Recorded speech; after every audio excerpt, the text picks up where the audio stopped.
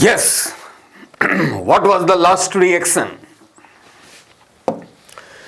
The last reaction was Cu2 plus. हम लोग Cu2 plus cupric ions के कुछ रिएक्शंस पढ़ रहे थे.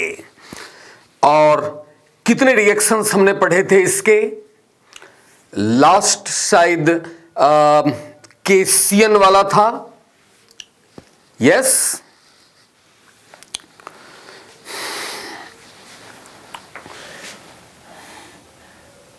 शायद 5 रिएक्शंस हमने पढ़ा था ना, 5 और 4. Check it.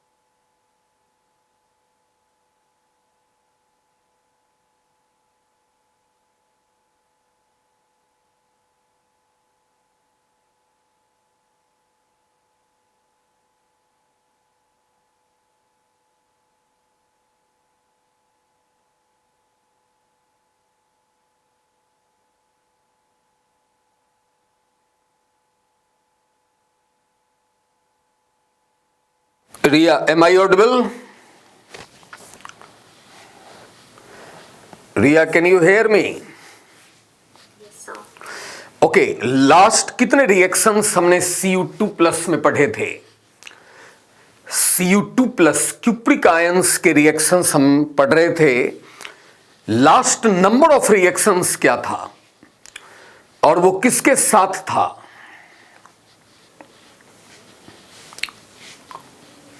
Yes,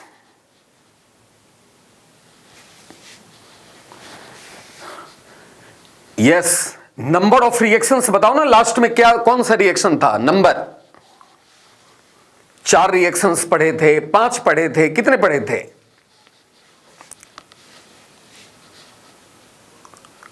yes, can you hear me? कितने? लास्ट रिएक्शन केसीएन का किया था. लास्ट रिएक्शन ये चौथा नंबर था या 5वां? फोर्थ. ओके, तो नाउ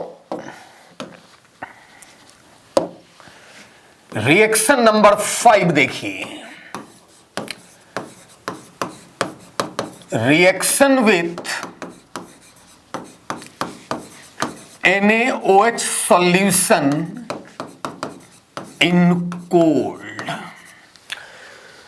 देखिए, जैसे ये Cu2 प्लस है और यदि हम इसमें NaOH सॉल्यूशन डालते हैं तो CuOH होल ट्वाइस का ब्लू प्रेसिपिटेट जो है वो मिलेगा.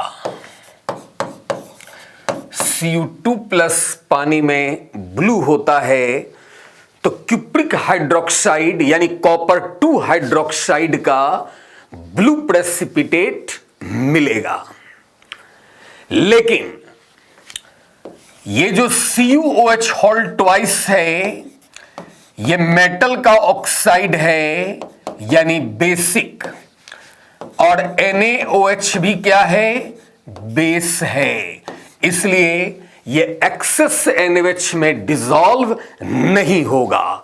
ऐसा तो एम्फोटेरिक मेटल वाले केस में होता है कि वो एक्सेस NaOH में घुल जाता है, क्योंकि एम्फोटेरिक मेटल का हाइड्रोक्साइड एम्फोटेरिक होता है. लेकिन कॉपर एम्फोटेरिक मेटल नहीं है. CuOH होल ट्वाइस एम्फोटेरिक नहीं है, यह बेसिक है. इसलिए एक्सेस NaOH में यह डिसॉल्व नहीं होगा. ठीक है. लेकिन ये जो CuOH होल ट्वाइस है इसका ब्लू पीपीटी यदि आप इसे हीट कर दें तो इसका डिहाइड्रेशन हो जाएगा, वाटर निकल जाएगा और ये रेड पीपीटी जो है वो मिलेगा CuO का।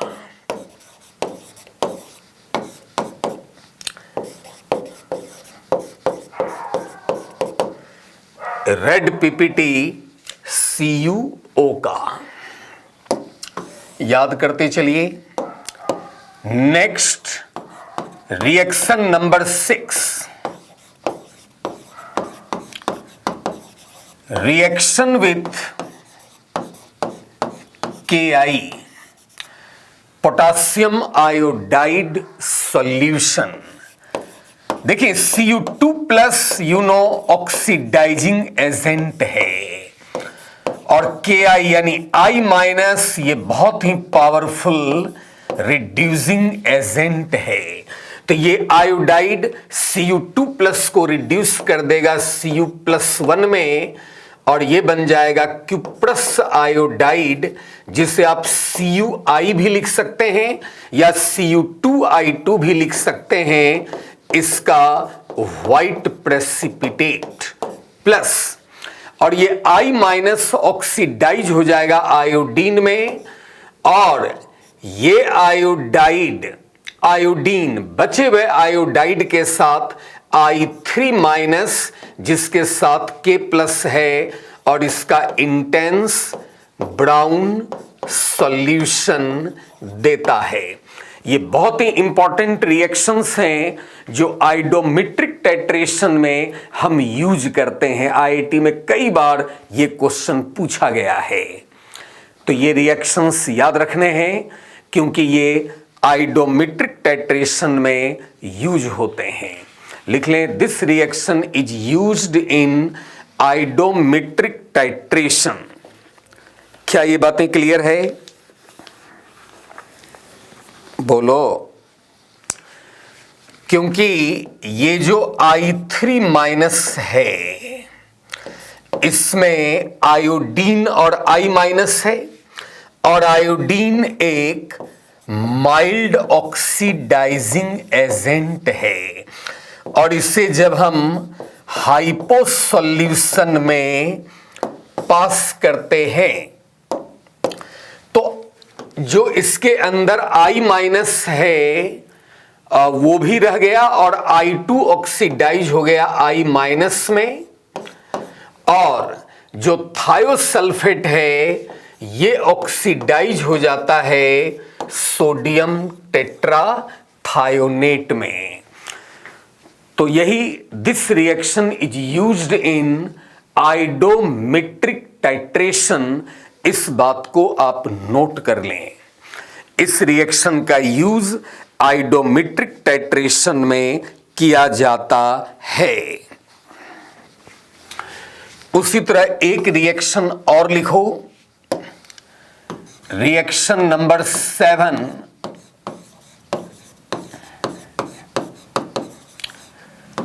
Reaction with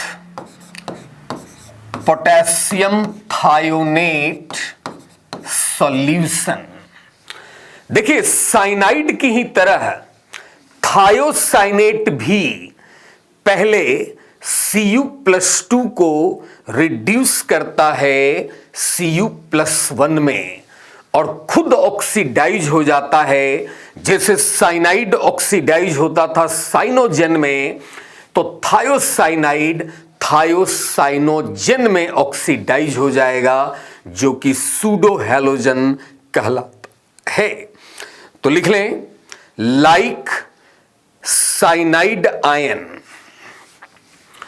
like cyanide Cn minus ion comma SCN minus ion यानी thiocyanate ion, like cyanide ion Cn minus ion comma thiocyanate ion SCN minus ion also reduces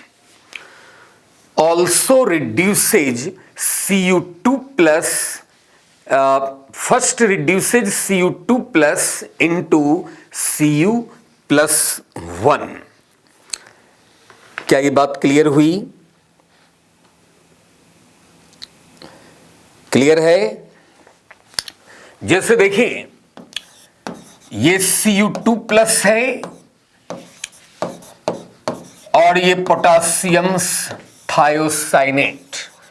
पहले तो ये बना कॉपर 2 थायोसाइनेट, जिसका ब्लैक पीपीटी होता है, मगर ये अनस्टेबल है, जैसे कि कॉपर 2 साइनाइड था अनस्टेबल, और इसलिए ये बनते ही डिकम्पोज कर जाएगा कॉपर +1 में, यानी CuSCN, जिसका व्हाइट पीपीटी, क्योंकि कॉपर +1 में D10 है तो कोई अनपेयर्ड इलेक्ट्रॉन नहीं है, इसलिए कॉपर +1 के मोस्टली सॉल्ट व्हाइट होते हैं या कलरलेस होते हैं।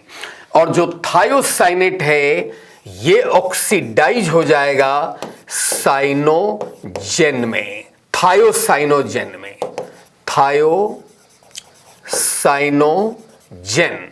जो कि एक सूडो हैलोजन है, जिसे हम सूडो हैलोजन कहते हैं। यस, क्या ये बातें क्लियर है? अगर आप चाहते हैं कि ये तुरंत इसमें कन्वर्ट हो तो कोई रिड्यूसिंग एजेंट डाल दो, तो इमीडिएटली ये ब्लैक से व्हाइट पीपीटी में कन्वर्ट हो जाएगा। और नहीं, अगर कोई रिड्यूसिंग एजेंट आप डालते हैं, ऐसे छोड़ देते हैं, तो धीरे धीरे ये ब्लैक पीपीटी से व्हाइट पीपीटी में कन्वर्ट हो जाएगा। आप लिख लें कॉपर 2, कॉपर ब्रैकेट में रोमन में 2 thiocyanate can be immediately converted, copper 2 thiocyanate can be immediately converted into copper 1 thiocyanate यानी CuSCN by adding a suitable reducing agent,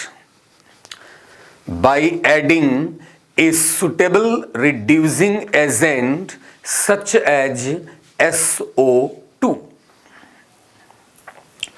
तो ये कुछ क्यूप्रिक आयन के इंपॉर्टेंट टेस्ट हैं, कुछ इंपॉर्टेंट रिएक्शंस हैं, इन्हें याद करना है। ठीक है, तो इस ग्रुप 2A के केटाइन में Pb2+ का रिएक्शंस हम पढ़ चुके हैं ग्रुप 1 में ही, और मर्क्यूरिक का हमने ग्रुप 1 में बहुत पढ़ा है, मर्क्यूरस से मर्क्यूरिक का, और PbCu2+ हमने देख ही लिया। इसमें जो सबसे मेन है वो है बिस्मथ 3+ और Cu2+। तो नेक्स्ट केटायन देखो, जिसके कुछ इंपॉर्टेंट रिएक्शंस देखने हैं, वो है बिस्मथ 3+। ये भी ग्रुप सेकेंड ए का केटायन है।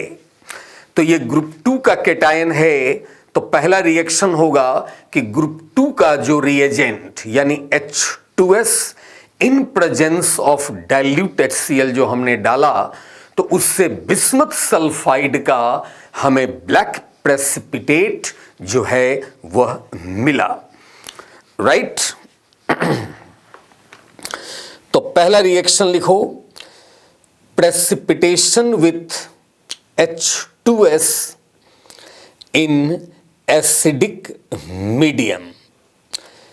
Precipitation with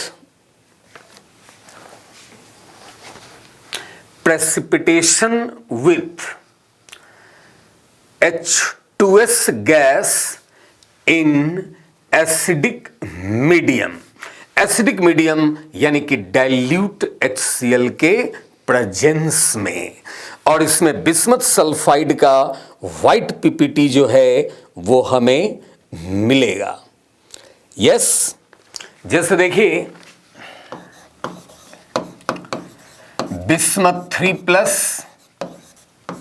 plus H2S in presence of dilute HCl, group 2 का ग्रुप रिएजेंट, तो बिस्मथ सल्फाइड इसका ब्लैक पीपीटी।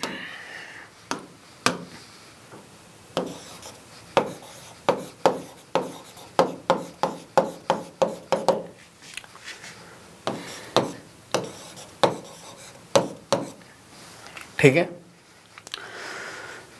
अब बताइए बिस्मथ सल्फाइड का जो ब्लैक पीपीटी है, क्या ये नाइट्रिक एसिड में डिसॉल्व है, सॉल्युबल है? यस, क्योंकि आपने पढ़ा है कि ग्रुप सेकेंड एक एक कैटायन के जितने भी सल्फाइड हैं उसमें सिर्फ HGS जो है ब्लैक पीपीटी HGS का, ये नाइट्रिक एसिड में सॉल्युबल नहीं है, एक्वा रेजिया में डिसॉल्व होते हैं। जबकि बाकी ग्रुप 2A के जितने भी सल्फाइड हैं इंक्लूडिंग बिस्मथ सल्फाइड, ये 50% नाइट्रिक एसिड में सॉल्युबल होते हैं। तो आप नीचे लिख लें, the black PPT of Bi2S3, the black PPT of Bi2S3 is soluble in 50% HNO3, 50% HNO3। जैसे ये बिस्मथ सल्फाइड है, ब्लैक पीपीटी, और यहां हमने नाइट्रिक एसिड डाल दिया, मान लो कॉन्क, तो क्या होगा? सल्फाइड ऑक्सीडाइज हो जाएगा सल्फर में, जिसका व्हाइट टर्बिडिटी होता है। नाइट्रिक एसिड रिड्यूस हो जाएगा NO2 में, जो सल्फाइड फिर रिड्यूस कर देगा NO में। हालांकि ये NO एयर के संपर्क में आएगा, वापस से NO2 बन जाएगा। इसलिए हम कहते हैं कॉन्क नाइट्रिक एसिड का रिडक्शन NO2 में होता है। मगर actual product concentration, nature of reducing agent, इन सब बातों पर डिपेंड करता है। और बिस्मथ 3+ का नाइट्रेट जो कि सॉल्यूशन में होगा, क्योंकि हमने पढ़ा है कि all metal nitrates are soluble in water. अगर आप इसे बॉईल करेंगे, हीट करेंगे, तो ये जो सल्फर है ना, ये ऑक्सीडाइज हो जाएगा H2SO4 में, और जो सॉल्यूशन है वो क्लियर हो जाएगा। वरना यहां पे सल्फर के व्हाइट टर्बिडिटी के कारण सॉल्यूशन टर्बिड दिखेगा, यानी क्लियर नहीं होगा। क्या ये बात समझ में आया? क्या ये बातें क्लियर है? आप नीचे स्टार दे के लिखें, देखो Bi2S3 का जो ब्लैक पीपीटी है ना, ये बॉइलिंग कॉन्क HCl में भी सॉल्युबल होता है। तो लिख लें स्टार दे के, the black PPT of Bi2S3, the black PPT of Bi2S3 is also dissolves in boiling concentrated HCl. Boiling concentrated HCl. Clear है?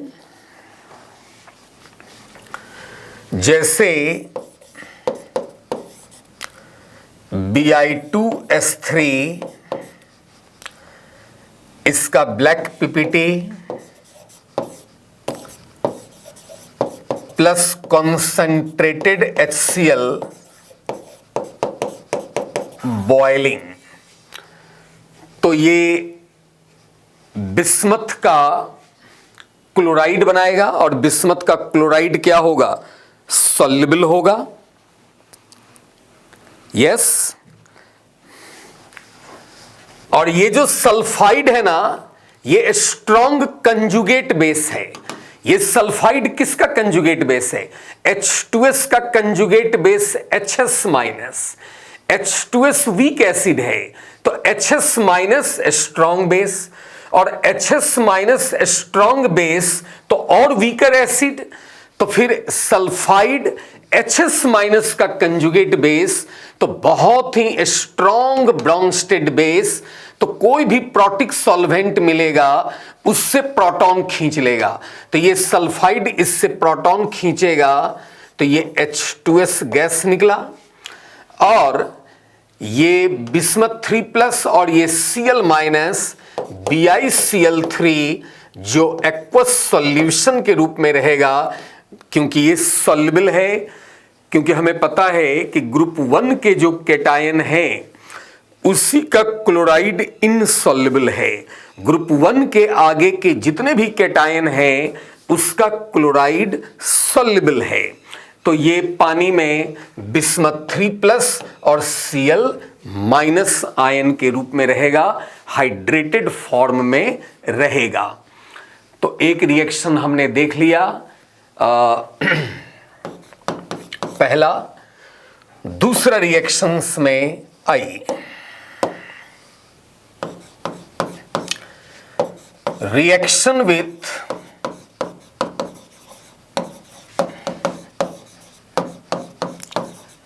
NaOH solution.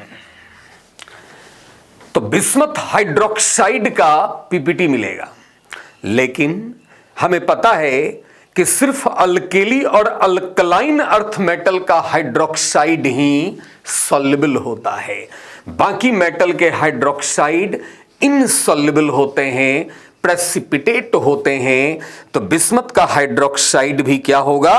प्रेसिपिटेट होगा, व्हाइट प्रेसिपिटेट होगा। जैसे bismuth 3+ plus NaOH BiOH whole thrice, इसका white PPT मिलेगा। लेकिन bismuth amphoteric metal तो है नहीं कि इसका हाइड्रोक्साइड एम्फोटेरिक हो जाए और एक्सेस NaOH में घुल जाए। ये नहीं घुलेगा क्योंकि ये बेस है, ये एम्फोटेरिक नहीं है। तो लिख लो, the white PPT of BiOH whole thrice does not dissolve in excess NaOH। ये तो एम्फोटेरिक मेटल का गुण होता है ना, जो एक्सेस NaOH में घुल जाता है।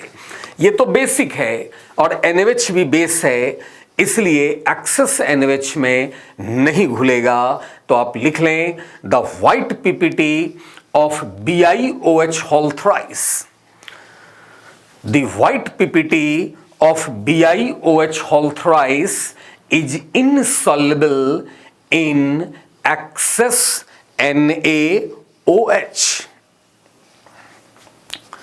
because it is basic, क्योंकि यह बेसिक है।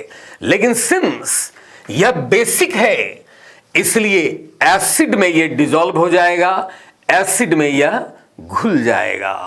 आप नीचे स्टार देके लिख लें, but the white PPT But the white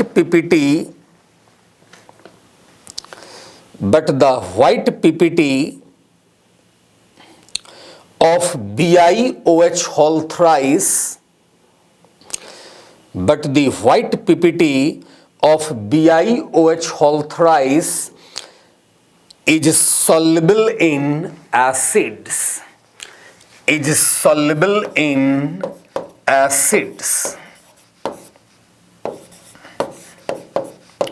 कोई भी एसिड आप लें, HCl, H2SO4, nitric acid, what ever भी, तो ये H+OH माइनस वाटर और ये बिस्मथ 3+ सॉल्यूशन में चला जाएगा, इसमें डिसॉल्व हो जाएगा।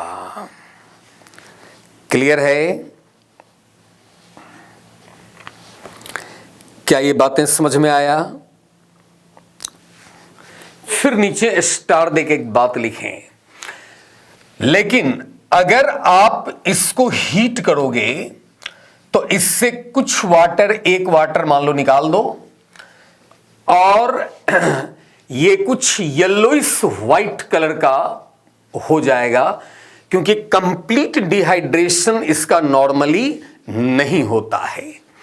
तो आप नीचे लिख लें स्टार देके, the white PPT of BiOH whole thrice,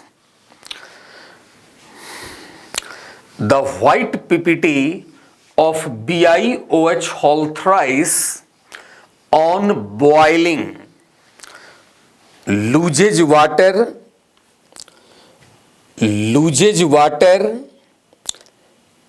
and turns yellowish white, loses water and turns yellowish white,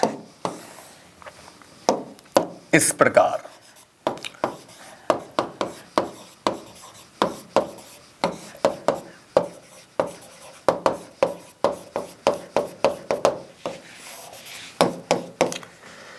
इससे एक वाटर निकाल दो तो 2H निकल गए, एक O निकल गए, तो क्या बच गया? BiO, और O 2 रह गए और एक H रह गए, तो BiOOH, यानी बिस्मथ ऑक्साइड भी है, हाइड्रोक्साइड भी है। इसको बेसिक बिस्मथ हाइड्रोक्साइड कह सकते हैं, और ये येलोइश व्हाइट होता है। याद करिए, ये येलोइश व्हाइट होता है, ठीक है ना। लेकिन ये जो येलोइश व्हाइट पीपीटी है, यदि आप इसको ऑक्सीडाइज कर दो किसी पावरफुल ऑक्सीडाइजिंग एजेंट जैसे H2O2, तो ये ऑक्सीडेशन करेगा और ये बना देगा बिस्म्यूथेट का सॉल्यूशन। बिस्म्यूथेट, इसका नाम लिख लें, बिस्म्यूथेट। इसका सॉल्यूशन जो है BiO3 पर 1 माइनस, बिकॉज बिस्मथ का वैलेंस इलेक्ट्रॉन 5 है, तो 2 2 1, 2 इलेक्ट्रॉन से 1 O कोई चार्ज नहीं, 2 इलेक्ट्रॉन से 1 O कोई चार्ज नहीं, 1 इलेक्ट्रॉन से 1 O तो 1 माइनस, तो BiO3 1 माइनस बिस्म्यूथेट का सॉल्यूशन हमें मिलेगा। यस, अभी 5 मिनट में बंद हो जाएगा, तो वापस से जो है रीज्वाइन कर लेना तुरंत। नेक्स्ट थर्ड में लिखो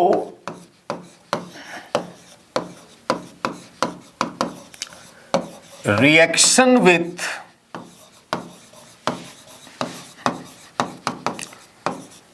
ammonia solution, that is ammonium hydroxide, यानी एक्वस अमोनिया या अमोनियम हाइड्रोक्साइड। तो वही व्हाइट पीपीटी आएगा। व्हाइट बेसिक सॉल्ट जो है वो हमें मिलेगा, राइट। तो आप लिख लें डैश देके, white basic salt, white basic salt of variable composition is formed. White basic salt of variable composition is formed. जैसे कि मान लीजिए हमने बिस्मथ का नाइट्रेट लिया, तो भाई नाइट्रेट तो सबके सॉल्युबल हैं, तो पानी में हाइड्रेटेड बिस्मथ 3+ अलग होगा, हाइड्रेटेड नाइट्रेट अलग होगा, और अमोनियम हाइड्रोक्साइड का मतलब है अमोनिया प्लस वाटर। तो ये बन गया BiOH का whole twice, 3 plus minus 2, 1 plus बचा, तो इधर नाइट्रेट दे दो। इसे हम कहते हैं बेसिक बिस्मथ सॉल्ट यानी बिस्मथ नाइट्रेट, जिसका कि व्हाइट पीपीटी होता है। इसका मतलब यह है कि बिस्मथ 3 प्लस अमोनिया के साथ कोई सॉल्युबल कॉम्प्लेक्स नहीं बनाता है। इस रिएक्शन को पढ़ने से यह बात ध्यान में रखना, क्योंकि ऐसे पूछे जाते हैं कितने कैटायन अमोनिया में डिजॉल्व हो जाएगा, कितने नहीं होगा। तो ये सारे रिएक्शंस पता रहेगा। फिर क्वेश्चंस का प्रैक्टिस करेंगे, तब जाकर के ऐसे क्वेश्चंस आप बना पाएंगे। यस, नेक्स्ट लिखिए रिएक्शन नंबर 4 में। जैसे फ्लो डायग्राम में भी देखिए एक रिएक्शन हमने लिखा था जो बिस्मथ 3 प्लस के कंफर्मेटरी टेस्ट के लिए, कि अल्कलाइन सोडियम स्टेनाइट, जो कि बहुत ही पावरफुल रिड्यूसिंग एजेंट है, और ये बिस्मथ 3 प्लस को बिस्मथ में रिड्यूस कर देता है, जिसका कि ब्लैक पीपीटी होता है। तो 4th में लिखिए reaction with alkaline sodium stannite, reaction with alkaline sodium stannite, dash देके लिखो ब्लैक पीपीटी ऑब्टेन्स। जैसे ये बिस्मथ 3 प्लस है, सोडियम स्टेनाइट ये एक पावरफुल रिड्यूसिंग एजेंट है, और अल्कलाइन मीडियम, तो ये तगड़ा रिड्यूसिंग एजेंट है। तो ये इसको रिड्यूस कर देगा बिस्मथ में, जो कि ब्लैक है। तो इसलिए ये यहां पर ऑक्सीडाइजिंग एजेंट हो गया, ठीक है। और ये ऑक्सीडाइज हो जाएगा स्टेनेट में Na2SnO3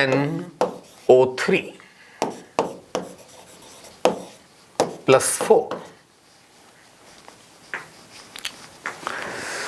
तो ये भी एक इंपॉर्टेंट रिएक्शन है, लेकिन सबसे इंपॉर्टेंट रिएक्शन जो इसका है ना, वो है डाइल्यूशन विथ वाटर, यानी कि हाइड्रोलाइसिस। ये बहुत इंपॉर्टेंट रिएक्शन है और इसको याद रखिएगा।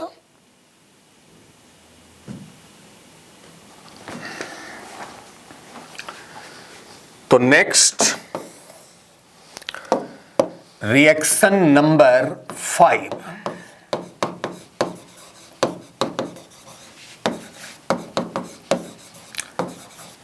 Dilution with water, that is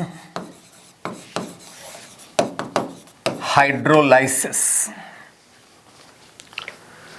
Dilution with water, that is hydrolysis।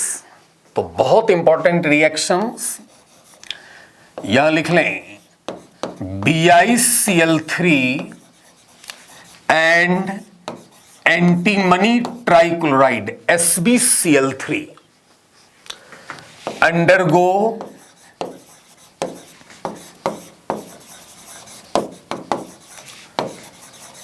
Partial hydrolysis. ये दोनों पार्शियल हाइड्रोलाइसिस करता है due to formation of BiOCl और SbOCl, जो कि इनसॉल्युबल हैं और इन दोनों के व्हाइट प्रेसिपिटेट होते हैं, और इसलिए अब इसका फर्दर हाइड्रोलिसिस नहीं हो पाता है। ये दोनों व्हाइट प्रेसिपिटेट है। तो हम इन दोनों में कैसे डिस्टिंक्शन करते हैं? तो इसका जो व्हाइट पीपीटी है ना, ये टार्टेरिक एसिड में नहीं घुलता, जबकि इसका व्हाइट पीपीटी टार्टेरिक एसिड में सॉल्युबल होता है। तो ये इन दोनों के बीच का डिफरेंस है। ये रिएक्शन इसका आप सेकेंड बी का जब अभी हम पढ़ेंगे तो उसमें आप इसका देखेंगे, सेम रिपीट होगा वहां। तो आप लिख लें नीचे डैश देके, the white PPT of BiOCl is the white PPT of BiOCl is insoluble in tartaric acid. The white ppt of BiOCl is insoluble in tartaric acid, but लेकिन the white ppt of SbOCl but the white ppt of SbOCl is soluble in tartaric acid. तो इन दोनों में distinction करने का ये याद रखना है। But the white ppt of SbOCl is soluble in tartaric acid. Clear है? जैसे BiCl3 plus water BiOCl white PPT, जो कि एक तो मिनरल एसिड में घुलेगा और ये टार्टेरिक एसिड में नहीं घुलेगा, ये याद रखना है। आप लिख लें, this white PPT is soluble in mineral acids and in, या ओनली लिख दो सॉल्युबल इन मिनरल एसिड्स। लेकिन ये किस में नहीं घुलता? ये टार्टेरिक एसिड में नहीं घुलेगा, जो कि डिस्टिंक्शन हो गया एंटीमनी से।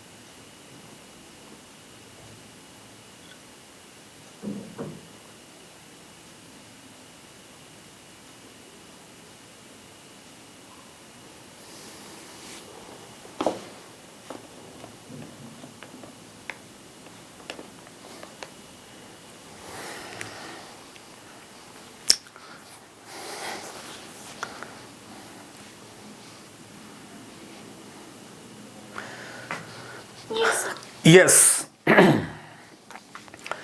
आपने क्या लिखा? The white PPT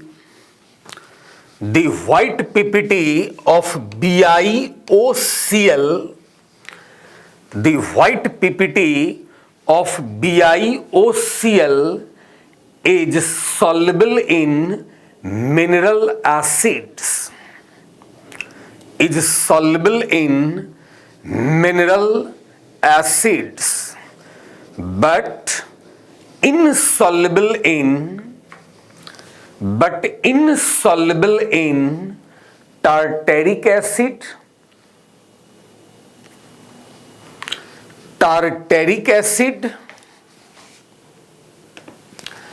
but insoluble in tartaric acid। तो इसके ब्रैकेट में लिख लो, टार्टेरिक एसिड जो लिखा इसके ब्रैकेट में लिखो distinction from antimony, distinction from antimony bracket बंद and insoluble in alkali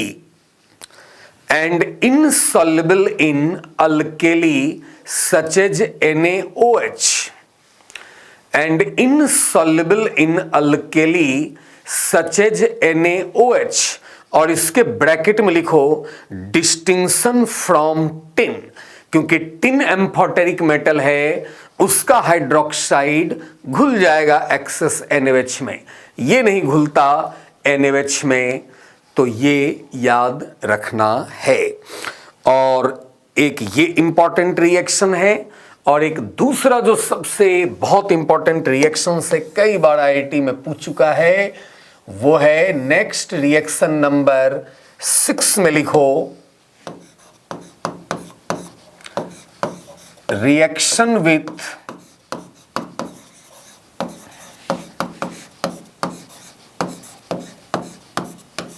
Ki, reaction with Ki,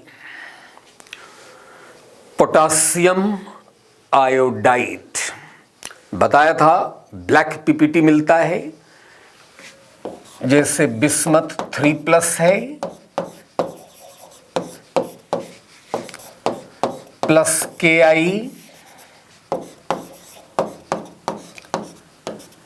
BiI3 का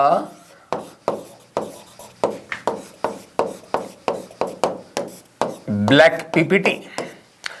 लेकिन ये जो ब्लैक पीपीटी है ना BiI3 का, ये एक्सेस कॉन्क Ki में कंसंट्रेटेड होना चाहिए, वो घुल जाता है, ऑरेंज कलर्ड का सॉल्यूशन देता है कॉम्प्लेक्स बनाने के कारण। तो लिख लो नीचे डैश देके, लिखो the black PPT of BiI3 dissolves in the black PPT of BiI3, the black PPT of BiI3 dissolves in excess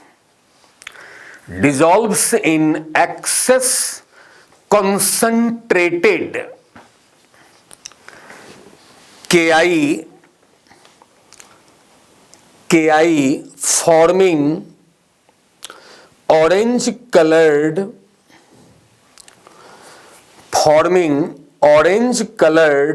soluble complex।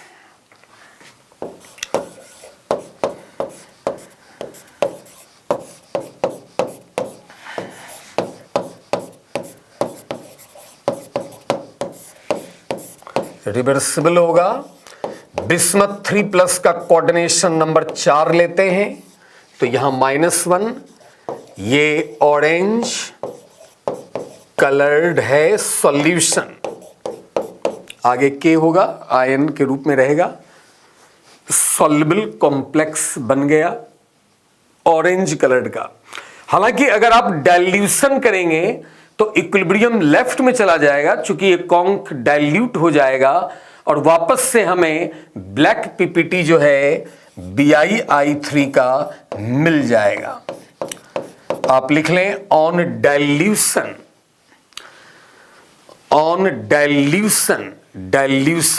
करने पर, on dilution equilibrium will go to the left, on dilution equilibrium will go to the left and black PPT of BiI3 reappears।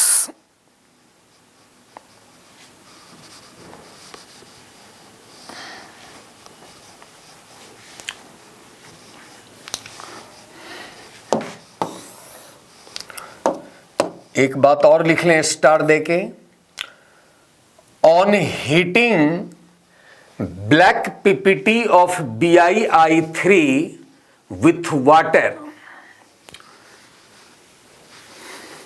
on heating black PPT of BiI3 with water, orange PPT obtains due to partial hydrolysis of BiI3। इसका अगर हम hydrolysis करें लेकिन boiling condition में होता है तो ये भी पार्शियल हाइड्रोलिसिस करेगा, BiOI बनाएगा। जिस तरह BiOCl था व्हाइट PPT, BiOI है ऑरेंज PPT। तो ये सब कुछ इसके इंपॉर्टेंट रिएक्शंस हैं बिस्मथ 3+ के, इन्हें बार बार रीड करना है, पढ़ना है। मगर जो फ्लो चार्ट है, डायग्राम है, वो बिल्कुल अच्छे से याद होना चाहिए। यस।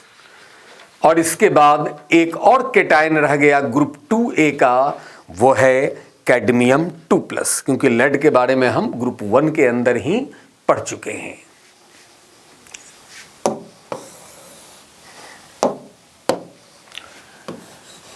तो नेक्स्ट केटायन जो ग्रुप 2A का है वो है कैडमियम 2+।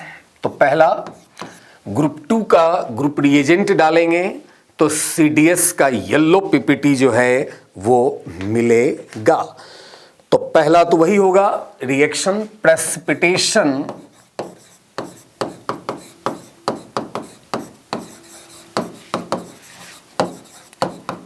with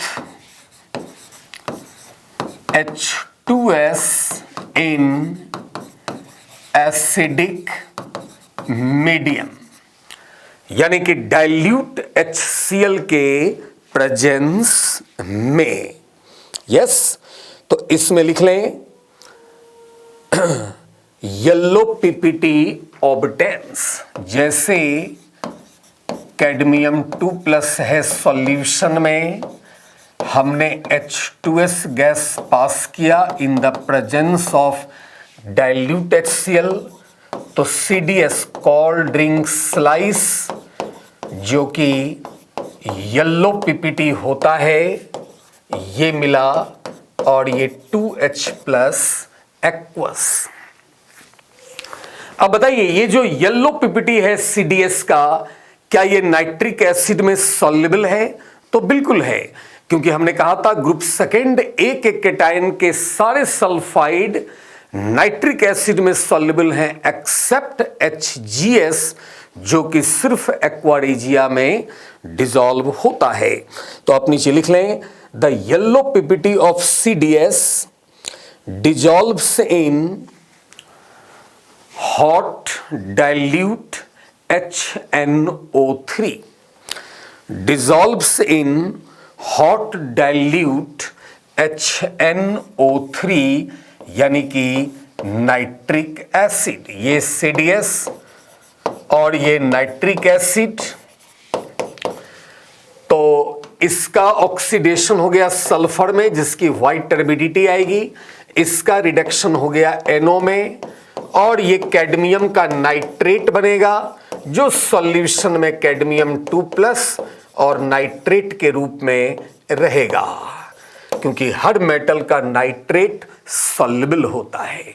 यदि हम इसको बॉईल कर दें तो सॉल्यूशन क्लियर हो जाएगा, क्योंकि सल्फर ऑक्सीडाइज हो जाएगा सल्फ्यूरिक एसिड में अगर हम इसको बॉईल करें तो। यस। और बताइए यह प्रेसिपिटेट और किस में घुलेगा? तो KCN में घुलेगा। लिख लो नीचे डैश देके, the yellow PPT of CDS dissolves in KCN, dissolves in KCN। तो दूसरा रिएक्शंस लिख लें,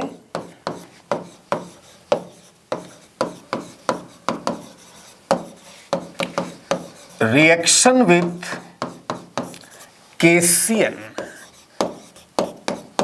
कैडमियम 2+ प्लस KCN। पहले तो ये अपना प्राइमरी वैलेंसी सेटिस्फाई करेगा, CDCN का होल ट्वाइस ये बनेगा। लेकिन ये स्टेबल है, जबकि कॉपर 2 साइनाइड स्टेबल नहीं होता था। वहां साइनाइड कॉपर +2 को +1 में रिड्यूस करता था, लेकिन यहां कोई रिडक्शन वाला काम नहीं होगा। क्लियर है? और ये व्हाइट पीपीटी है। कैडमियम +2 में कोई अनपेयर्ड इलेक्ट्रॉन होता नहीं है, लेकिन यदि हम एक्सेस केसीएन दें तो ये व्हाइट पीपीटी घुल जाएगा due to formation of soluble complex. Cadmium 2+ का कोऑर्डिनेशन नंबर 4 है, तो 4 साइनाइड दे दो, यहां 2- तो K2, ये बन गया सॉल्युबल कॉम्प्लेक्स। और इसके बारे में हम पढ़ चुके हैं कि जब ये जो कॉम्प्लेक्स बना K2CdCN4 का सॉल्यूशन, इसमें जब हम H2S गैस पास करेंगे तो वापस से CDS का येलो पीपीटी हमें मिल जाता है, इक्विलिब्रियम लेफ्ट में चला जाता है और ये मिल जाता है।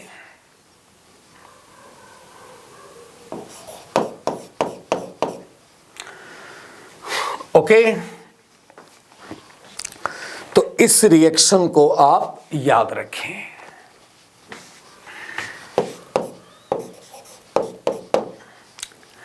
यही था कैडमियम 2+ का कंफर्मेटरी टेस्ट, राइट, जिसको Cu2+ के साथ डिस्टिंक्शन करने में इस रिएक्शन को यूज करते हैं। ओके, नेक्स्ट लिखो reaction with NaOH। Reaction with NaOH तीसरा।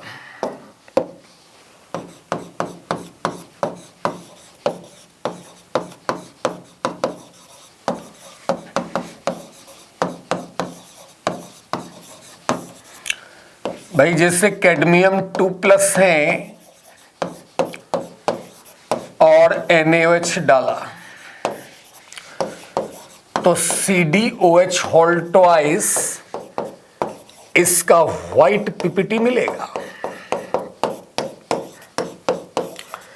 लेकिन क्या इसका व्हाइट पीपीटी एक्सेस NaOH में डिसॉल्व होगा? नहीं, क्योंकि ये एम्फोटेरिक मेटल थोड़ी है कि एक्सेस NaOH में घुल जाएगा। तो आप लिख लें the white PPT is insoluble in excess NaOH, क्योंकि ये तो बेसिक है, ये एम्फोटेरिक थोड़ी है। तो लिख लें this white PPT is insoluble in excess NaOH। क्या ये बातें क्लियर हुई? बोलो राइट। नेक्स्ट लिखो रिएक्शन विथ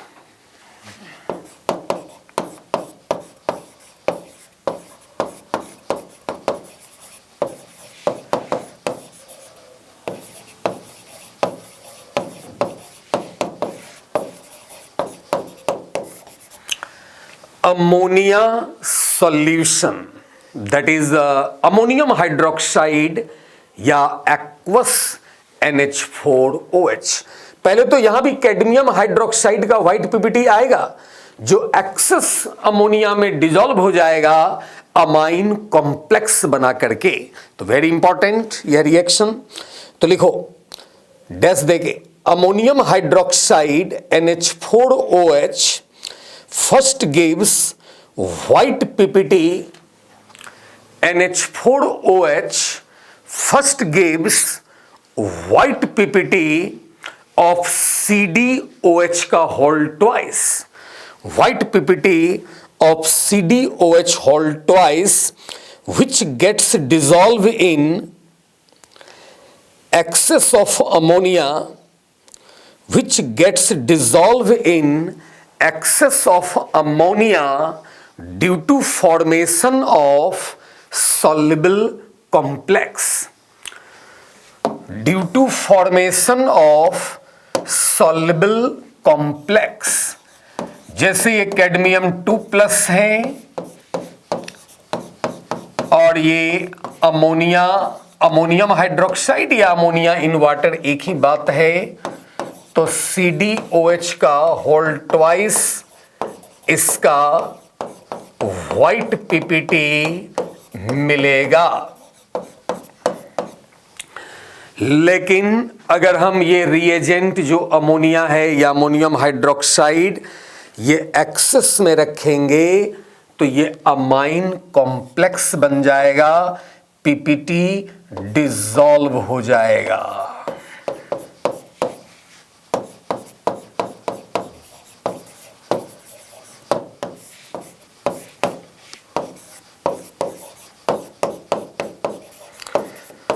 कैडमियम +2 का कोऑर्डिनेशन नंबर 4 अमोनिया, इधर बाहर इसके साथ हाइड्रोक्साइड है, ये सॉल्युबल कॉम्प्लेक्स बन गया, अमाइन कॉम्प्लेक्स बन गया।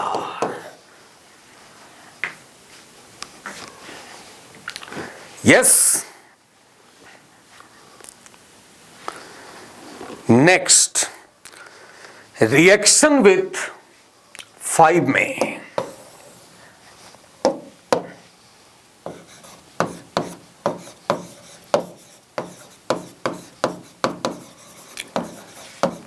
reaction with potassium ferroसाइनाइड। हमने बताया था साइनाइड जो है वो काफी स्ट्रॉन्ग लिगेंड है, वो सब्स्टिट्यूट नहीं होता।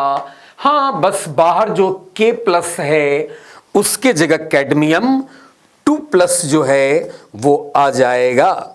तो इसमें लिख लो व्हाइट और ब्लूइश व्हाइट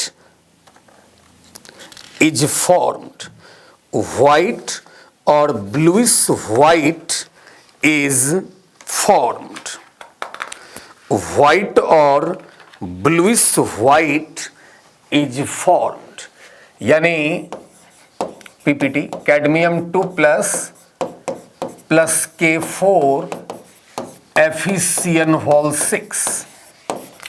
तो बस 4 K+ हटाओगे तो यहां 2 कैडमियम हो जाएगा, CD2 FeCN6, ब्लूइश व्हाइट और व्हाइट प्रेसिपिटेट ऑब्टेंस। Pb2+ का हम पढ़ चुके हैं और इस तरह ग्रुप 2A के हमने सारे कैटायन के बारे में जान लिया। क्लियर है? लेड का हम पहले पढ़ चुके हैं, Pb2+ का, और मर्क्यूरस के अंदर ही मर्क्यूरी के हम बहुत सारे रिएक्शंस पढ़ चुके थे। यस, तो अगर मैं ये कहूं कि मर्क्यूरिक और मर्क्यूरस के बीच आप कैसे डिस्टिंक्शन करेंगे, कैसे अंतर करेंगे मर्क्यूरिक और मर्क्यूरस को, तो बताइए इसके कुछ reactions.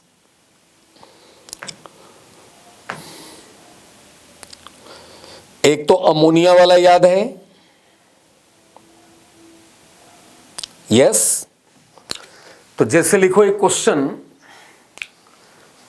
How will you make distinction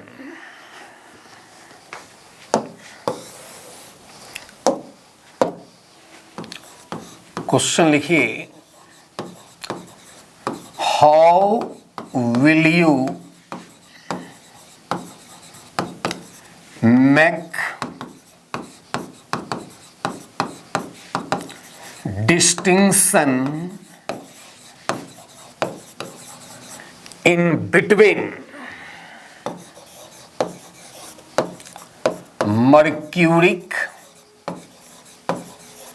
and mercurous ions। बोलो।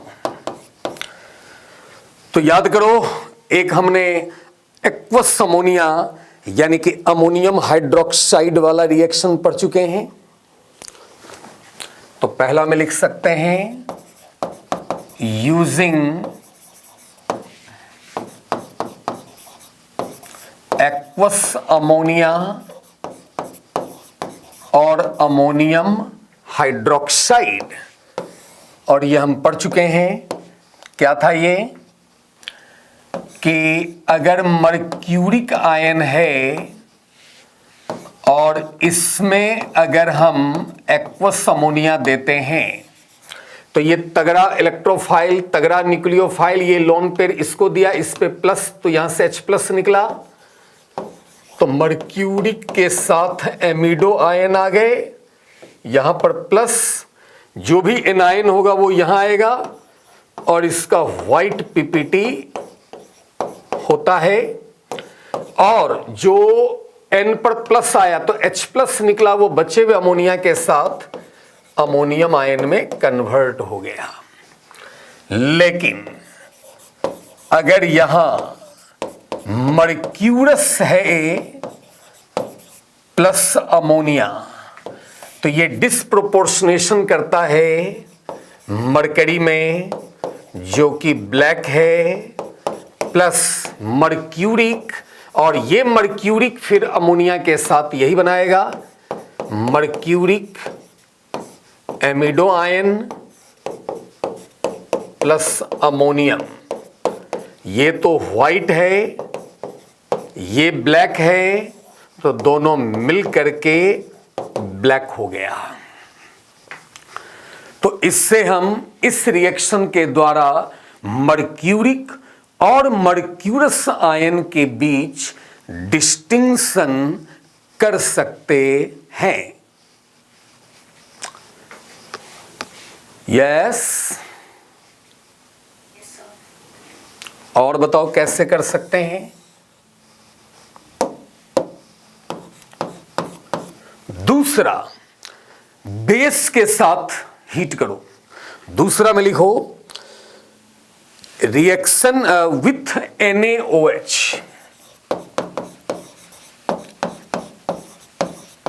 मतलब कि स्ट्रॉन्ग बेस।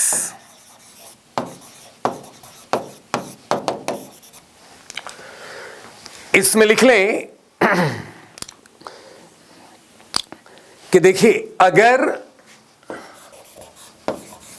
मर्क्यूरिक आयन है और स्ट्रॉन्ग बेस मान लो NaOH KOH कुछ भी हमने रखा, तो बहुत लेस रिएक्टिव मेटल का हाइड्रोक्साइड स्टेबल नहीं होता है, वो वाटर निकल के HgO में कन्वर्ट हो जाता है।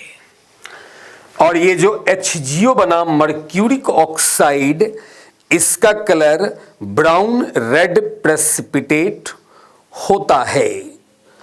Brown red precipitate that finally form HgO yellow. ये ब्राउन रेड पीपीटी है, बट धीरे धीरे फाइनली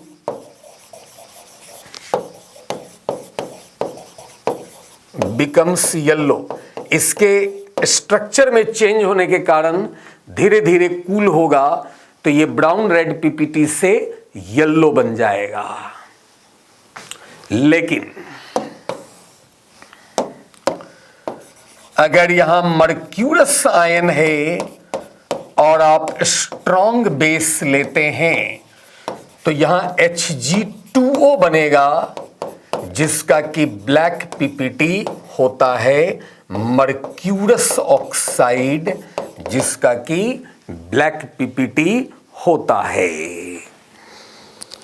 क्या ये बात याद हुआ? अमोनिया के साथ कर सकते हैं, उसी तरह KI के साथ भी आप रिएक्शन कर सकते हैं, ये आप पढ़ चुके हैं विथ KI।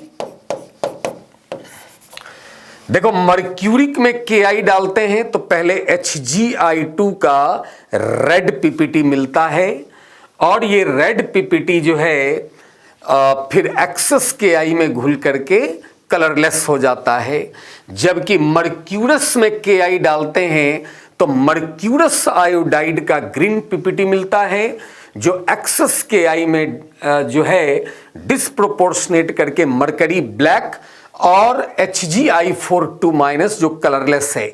ये दोनों रिएक्शंस हम दोनों में पढ़ चुके हैं। आप देखेंगे मर्क्यूरी का भी ये हम पढ़े हुए हैं और मर्क्यूरस का भी रिएक्शन हमने लिखा हुआ है Ki के साथ। तो इन तीन रिएक्शन को आप यूज करेंगे मर्क्यूरस और मर्क्यूरी के बीच डिस्टिंक्शन करने में, यानी अंतर करने में, ये याद रखना है। जैसे बताइए, लिखो एक question, how can you make distinction in between, इसे कंप्लीट करके और फोटो भेजने हैं। लिखिए, how can you make distinction in between Cu2+ and cadmium 2+। इन दोनों में आप कैसे डिस्टिंक्शन करेंगे? तो एक तो हमने बताया था कि KCN डालो तो इसमें तो रिडक्शन भी होगा CuCN, फिर एक्सेस में घुला दो K3CuCN4 और इसके सॉल्यूशन में H2S गैस पास करो, कोई पीपीटी नहीं आता है। और यही काम इसमें करते हैं तो CDS का येलो पीपीटी आता है। तो एक तो ये इंपॉर्टेंट रिएक्शन है इन दोनों में डिस्टिंक्शन करने के लिए। दूसरा, थायोसाइनेट के साथ सेम कहानी बनता है। कैडमियम में थायोसाइनेट का कोई रिडक्शन नहीं होगा, जबकि इसमें रिडक्शन होता है, पहले ब्लैक पीपीटी, फिर व्हाइट पीपीटी और फिर एक्सेस में कॉम्प्लेक्स भी ये बना सकता है। ठीक है ना? उसी तरह Ki के साथ भी क्या होता है, इसमें तो सीधे CdI2 बनेगा और इसमें तो पहले रिडक्शन होगा Cui में Cu2I2 का व्हाइट पीपीटी और आयोडीन निकलेगा जो I3- का ब्राउन सॉल्यूशन। देखना, तो ये सब कुछ रिएक्शंस हैं इन दोनों में डिस्टिंक्शन करने के लिए। तो हमने ग्रुप सेकेंड ए के कैटायन को देख लिया, इसके फ्लो डायग्राम को याद रखना है। कल हम देखेंगे सेकेंड बी और ग्रुप 3। अब छोटे छोटे हैं और ये तुरंत हो जाएंगे, राइट? ओके, फ्लो डायग्राम याद रखना है। हमने न्यूमेरिकल इंटेजर के बहुत सारे क्वेश्चंस आपको भेजे हैं, उसको आप बनाइएगा। अगर आप 40-50 क्वेश्चन डेली बनाते हैं तो विद इन अ वीक हो जाना चाहिए, और उसको इतना बनाना है कि रटा जाए और जो डाउट आए हमसे पूछने हैं, आंसर सबके दिए हुए हैं। ठीक है? ओके, चलिए। हाँ, कल और परसों क्लास नहीं होगी, आप इसको रटेंगे तब तक पूरा। ठीक है? It is clear? कल और परसों क्लास नहीं होगी। ठीक है? संडे टेस्ट होगा GTM का, जैसे होता है मेन का।